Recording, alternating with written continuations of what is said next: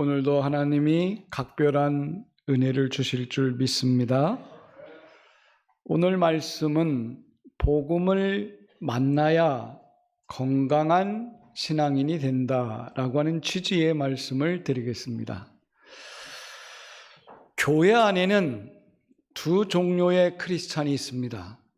한 종류는 종교인이고 한 종류는 신앙인입니다. 여러분에게 묻습니다. 여러분은 종교인입니까? 신앙인입니까? 2부 시간에는 대답을 잘했는데 3부에는 자신이 없는 것 같습니다.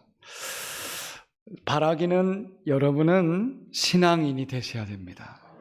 아멘. 종교인은 누구냐? 종교인은 외적인 행위에 몰입하는 사람들입니다. 예를 들면 이렇습니다. 형식이나 의식, 제도에 마음을 쏟는 사람들입니다. 이런 사람들은 교회 생활을 그냥 교회 다니는 사람으로 끝납니다. 여러분은 교회 다니는 사람이 아닙니다. 우리는 신앙인입니다. 신앙인은 어디에 마음을 쏟겠습니까? 예배에 정성을 기울이고 교제, 사랑, 감사, 그리고 하나님을 인격적으로 만나고 싶어 합니다. 그리고 예수님을 닮기를 원하고 예배가 마치면 은혜 주신 대로 예수님을 따라 사는 사람들, 이런 사람을 가리켜서 우리는 신앙인이라 그렇게 말하는 것입니다.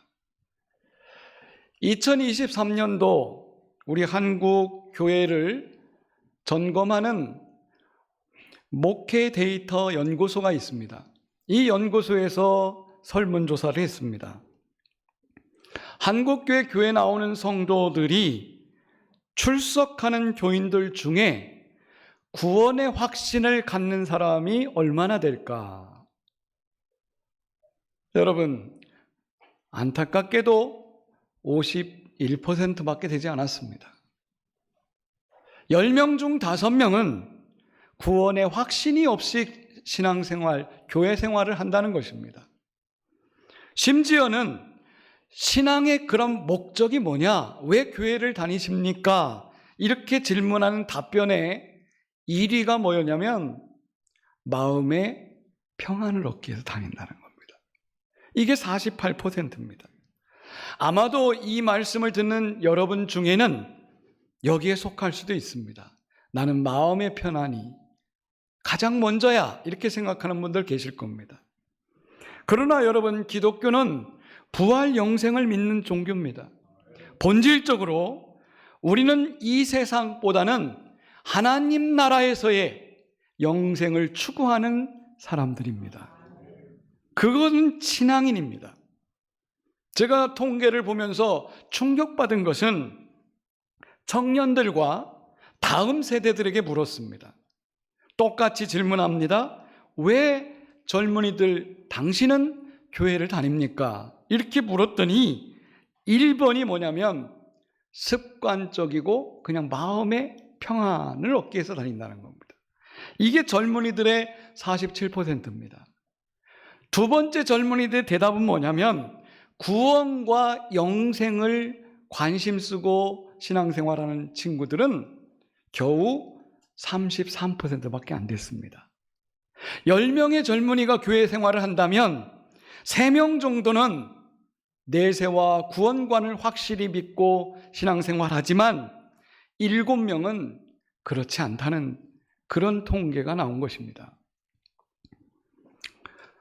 기독교 나라 하면 우리는 미국과 영국을 꼽습니다. 이 데이터에서 또 조사를 했습니다. 미국 국민들이 정서는 거기는 청교도 나라 아닙니까? 기독교 나라라고 우리는 생각을 해요. 미국 국민들은 66%가 내세가 있다고 믿는다고 합니다. 그런데 영국 사람들은 45%밖에 믿지 않아요. 그런데 놀라운 결과가 있습니다. 복음을 받아들이면 미국인의 90% 이상이 천국을 믿는다고 합니다. 여러분, 중요한 정보입니다. 여러분은 천국을 믿습니까? 예수님의 부활을 믿습니까? 여러분들이 영생할 것을 믿습니까?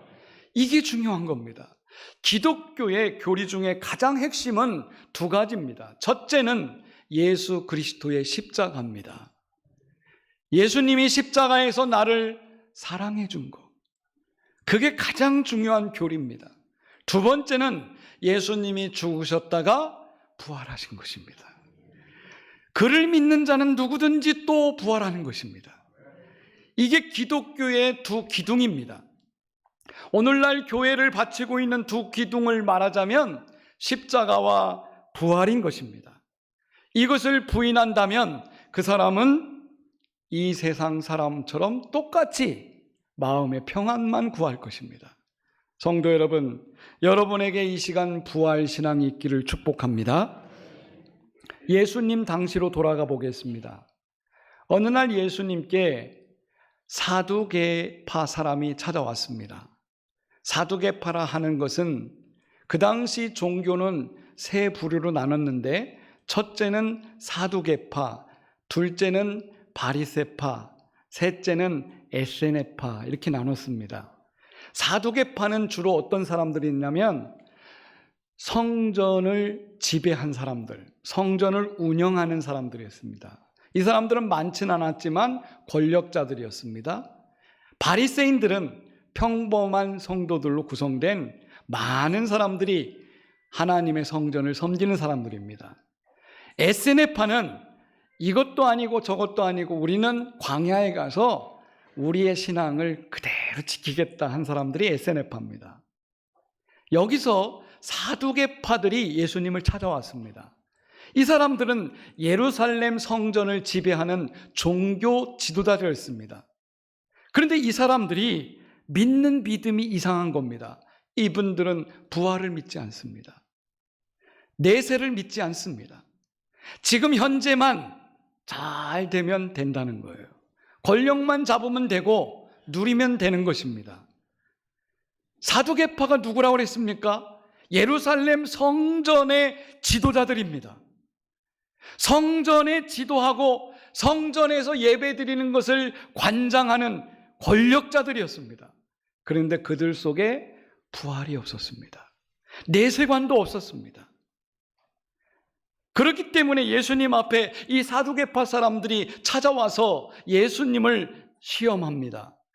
시험 문제는 이렇습니다. 예수님, 어떤 집에 7명의 아들이 있었는데 그 아들들이 장가를 갔습니다. 첫째가 장가를 갔는데 첫째가 장가 가자마자 죽었습니다. 그러면 그 부인이 둘째 아들하고 결혼을 합니다. 이것을 가리켜서 계대 결혼이라고 합니다. 우리나라 결혼 풍습과 너무나 다른 겁니다. 거기는 첫째가 죽으면 형수가 둘째하고 다시 결혼하고 둘째가 죽으면 셋째하고 다시 결혼합니다. 왜? 형의 씨를 이어가기 위해서 그렇게 하는 겁니다. 이걸 계대 결혼인데 7명의 아들이 있었는데 첫째부터 6째까지 다 죽어가지고 결국은 첫째 아내가 막내둥이 아내가 됐습니다. 그러면 부활 때가 되면 이 부인은 누구의 아내입니까? 굉장히 곤란한 질문을 예수님께 한 것입니다. 여러분, 누구의 아내일까요? 예수님이 아주 명료하게 짧게 답변을 해 주십니다. 부활 때는 장가도 안 가고 시집도 안 간다. 부활 때는 모든 사람이 천사와 같이 변한다. 부활 때는 모든 사람이 하나님의 자녀로 그냥 존재한다. 여러분, 우리는 부활을 믿지만 부활이 뭔지를 정확하게 정의를 못 내립니다. 부활의 세계는 우리가 생각하는 이런 세상의 사고와 전혀 다릅니다. 부활은 결혼할 이유가 없습니다. 왜? 영원히 살기 때문에 대를 이을 이유가 없는 것입니다. 자녀를 낳아서 내 피를 이을 이유가 하나도 없는 것이 부활입니다. 부활은 그냥 자체로 하나님의 영생에 들어가는 자체를 얘기하는 것입니다. 성도 여러분, 부활신앙을 가지시길 바랍니다. 그러나 사두개인들은 자기들이 세상적인 원리로 부활을 이해했고 내세를 이해하고 있었던 것입니다. 그러다 보니까 자기들이 생각하는 수준을 벗어나지 못합니다. 성도 여러분, 이 땅의 수준은 한정이 되어 있습니다. 3차원 세계에서만 생각할 수밖에 없습니다. 3차원을 뛰어넘는 하나님 나라를 여러분의 이성으로 다 이해할 수 없다는 것입니다. 사두개인들은 자기들의 이성으로 하나님 나라를 해석하려 했습니다. 그러나 하나님 나라는 그런 게 아닙니다. 그런데 안타깝게도 오늘날 현대판 사두개인들이 교회 안에 너무 많습니다. 지금 이 상태로가 좋사오니 이대로 우리 가정이 행복하고 우리가 하는 사업이 번성하고 그냥 안정적이고 평안하고 안일주의적인 그런 신앙생활하는 사람들이 이 재단에도 왜 없겠습니까? 성도 여러분, 오늘 우리는 종교인이 아니라 신앙인이 되어야 될 줄로 믿습니다. 우리는 세속적인 현실주의에 빠지지 않기를, 무신론자들처럼 인본주의에 빠지지 않기를, 오로지 하나님이 함께하는 내세와 부활신앙을 여러분들이 가지시기를 축복합니다. 여러분들이 지금 섬기고 있는 이 교회는 처음 생길 때 그냥 생겨진 게 아닙니다. 이 교회는 철저한 부활신앙에 의해서 교회가 만들어졌습니다. 예수님이 십자가에 달려 죽으시고 부활승천하신 후에 가장 첫 번째로 순교한 사람이 스데반입니다. 사도행전 7장에 보면 이 스데반이 성령이 충만해서 죽기 직전에 하늘을 보는데 갑자기 하늘문이 열립니다. 그리고 스데반이 하늘의 형상을 보고 있습니다. 저 위에 하나님과 그 보좌 우편에 예수께서 부활하여 계신 것을 보고 있습니다. 여러분 상상해 보십시오. 이 스데반이 바라보는 하나님 나라는 이 땅의 것이 아니었습니다. 화려한 찬란한 부활 영광의 주님을 보고 있었습니다. 스데반의 얼굴이 어땠을까요? 천사의 얼굴과 같았습니다. 사람들이 스데반을 돌을 들어서 치기 시작합니다. 돌로 던지면서 스데반의 이마에 가슴에 돌이 날라와 맞을 때 스데반이 돌에 맞으다 죽어갑니다. 그런데 성경은 스데반을 이렇게 표현합니다. 그가 천사의 얼굴 같았더라. 여러분, 부활신앙을 가졌던 스데반은 내가 지금 돌에 맞아 죽어도 나는 부활할 것이다, 이 영광스러운 순간을 달게 받았습니다. 그리고 부활의 신앙으로 그는 순교에 갔던 것입니다. 스데반뿐이겠습니까? 예수님의 제자 야고보는 칼에 목이 날아가 순교했습니다. 그는 죽을 때 부활 신앙을 갖고 있었습니다. 베드로, 바울, 여러분 수많은 순교자들이 죽어가면서도 그들이 가졌던 오직 한 가지 믿음, 부활 신앙이었습니다. 부활 신앙이 죽음도 이기게 한 것입니다.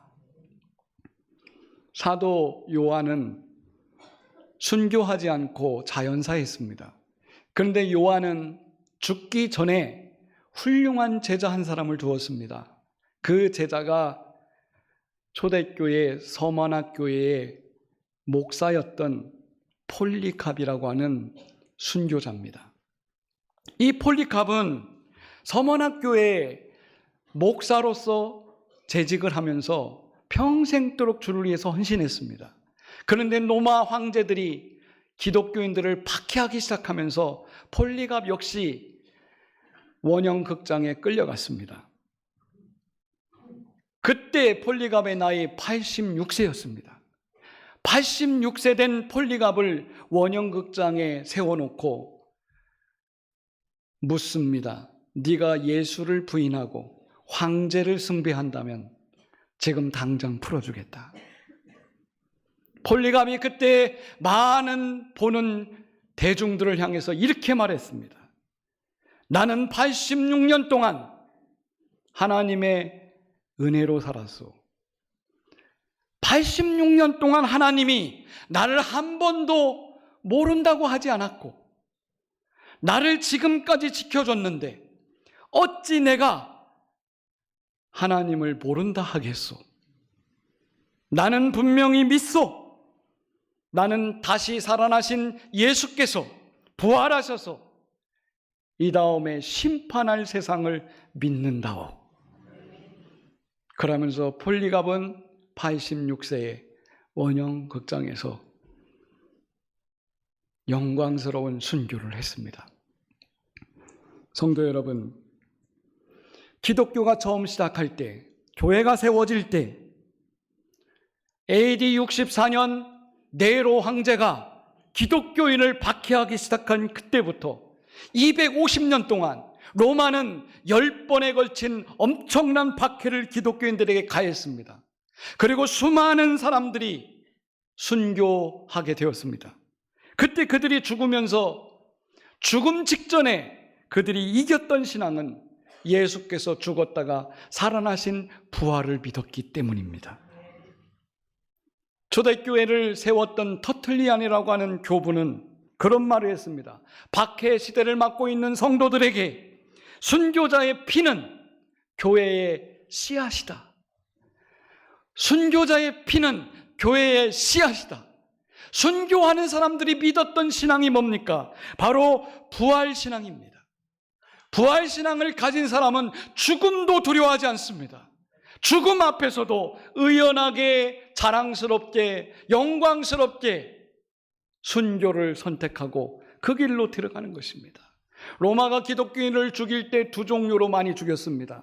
첫 번째 종류는 콜로세움이라고 하는 큰 원형 극장에 기독교인들을 가운데 집어넣고 주변에 사자들이, 굶주린 사자들이 창살 안에 있습니다. 그러면 거기서 결단하게 합니다. 니네가 예수를 부인하고 황제를 숭배하겠다고 하면 살려주겠다. 그러나 한 사람도 배신한 사람이 없습니다. 모든 사람들이 원형극장 앞에 있고 대중들이 수만 명이 보고 있습니다. 거기서 기독교인들은 찬송을 합니다. 굶주린 사자들이 창살을 뚫고 나옵니다. 기독교인들을 와서 씹어 먹습니다. 그런데도 마지막까지 숨이 끊어지는 그 순간까지 한 사람도 배반하지 않고 우리 주님 앞에 고백합니다. 우리는 부활 영광을 볼 것이다. 여러분, 그 광경을 보는 수많은 수천의 관중들이 사람이 죽는 모습을 보면서 감동을 받습니다. 나도 저 사람들처럼 예수를 영접하겠다. 수많은 사람이 또 반복해서 죽습니다. 그렇게 죽이지 않으면 넓은 광장에다가 장작을 쌓아놓고 기독교인들을 꽁꽁 묶어서 나무에 매답니다. 그리고 살아있는 사람을 불로 지져가지고 거기서 화형을 시켜서 죽이는 것입니다. 여러분, 광장에는 수많은 사람들이 몰려 있습니다. 그 사람들이 죽어가면서도 웃으면서 찬양하며 불에 태워지는 기독교인들을 보면서 저 사람들의 신앙이 뭘까? 무엇이었습니까? 부활신앙이었습니다. 죽어도 살겠다고 하는, 죽어도 산다라고 하는 믿음, 부활신앙이 모든 것을 이기게 했던 것입니다. 성도 여러분, 오늘 여러분은 종교인입니까? 신앙인입니까? 바라기는 우리는 신앙인이 되어야 됩니다. 죽음이 코앞에 와도 자신 있게 나는 죽어도 살겠고라고 하는 그 말씀을 믿고 부활 영광에 들어간다는 믿음을 가지셔야 됩니다. 그 신앙을 가질 때 어떤 어려움도 능히 극복하며 건강한 신앙을 유지할 줄 믿습니다. 성도 여러분, 오늘 이 말씀을 듣고 우리가 마음에 결단하십시오. 내게 어떤 것들이 와라, 내가 다 이기겠다. 그것은 예수 십자가의 십자가 사랑과 부활 신앙입니다. 이 신앙이 여러분들의 믿음이 되시기를 축복합니다.